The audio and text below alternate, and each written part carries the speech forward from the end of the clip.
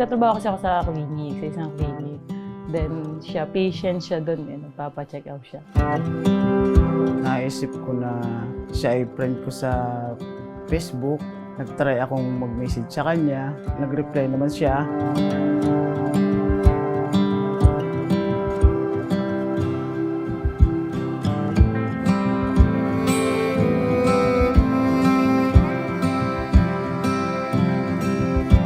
Sabi niya sa akin, nahiya daw siya makapag-usap. Ako noon kasi nasa information desk ako noon. Ayun, doon na nag-umpisa hanggang sa niligawan ko siya. Kasi malayo ako nasa La Union ako noon. Tuloy-tuloy lang yung aming pag-chat hanggang sa nagkahulugan na kami ng loob. Nandiligaw siya sa chat. Pero sabi ko sa kanya, hindi kasi ako sumasagot sa chat. Gusto ko personal kasi nang sasagutin. Buwan nga po ng March 20. Natuwa nga po ako. Siyempre, sinagot po ako. Hanggang sa tuloy-tuloy po. Siyempre, nakailang taon din po kami bago dumating dito.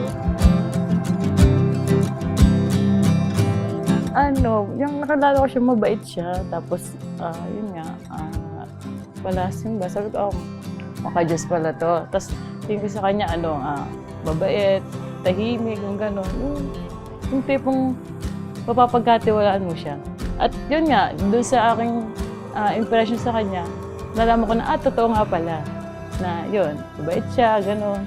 Yun ang inyong pagsasama. Inyong susuklian ang pagsasakripisyo ni Eric. Susuklian mo ang kanyang malasakit.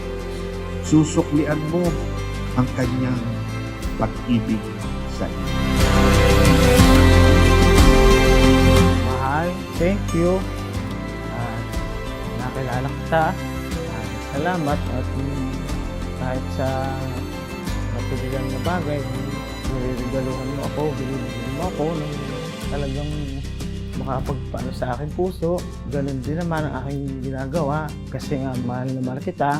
Ang promise ko sa iyo, mamahalin kita, aalagaan habang buhay. Mahal ko, Sarah Jane. See you later mamaya. I love you.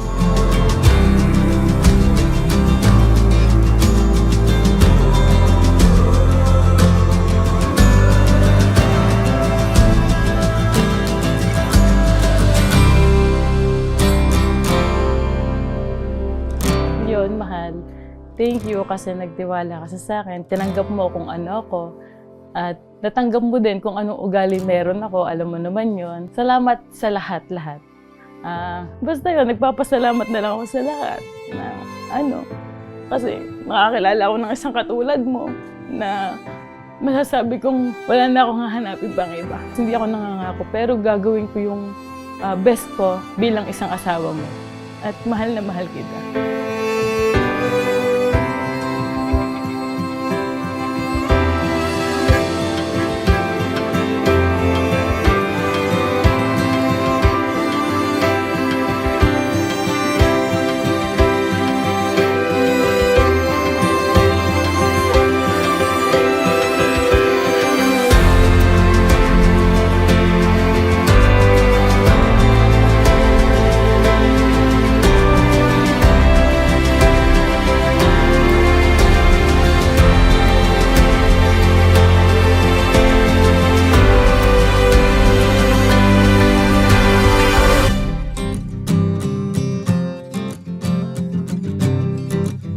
Sa inyong tapat na pagsasama.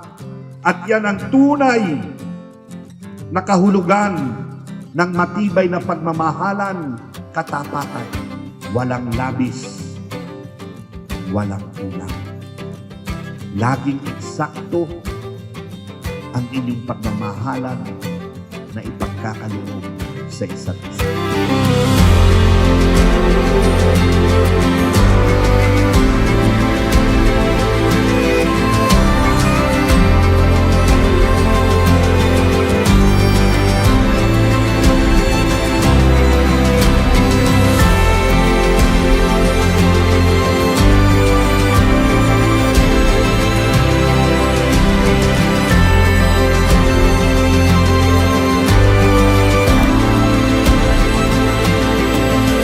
Kaya nga ngayon, Eric, Sarah Jane, patutunayan nyo sa lahat ng naririto ngayon sa harap ng sambayanan ng Diyos at ng kanyang simbahan ang inyong tunay at wagas na hangarin na kayo ay magsasama ng buong katapatan bilang mag-asawa habang kayo ay nabubuhay.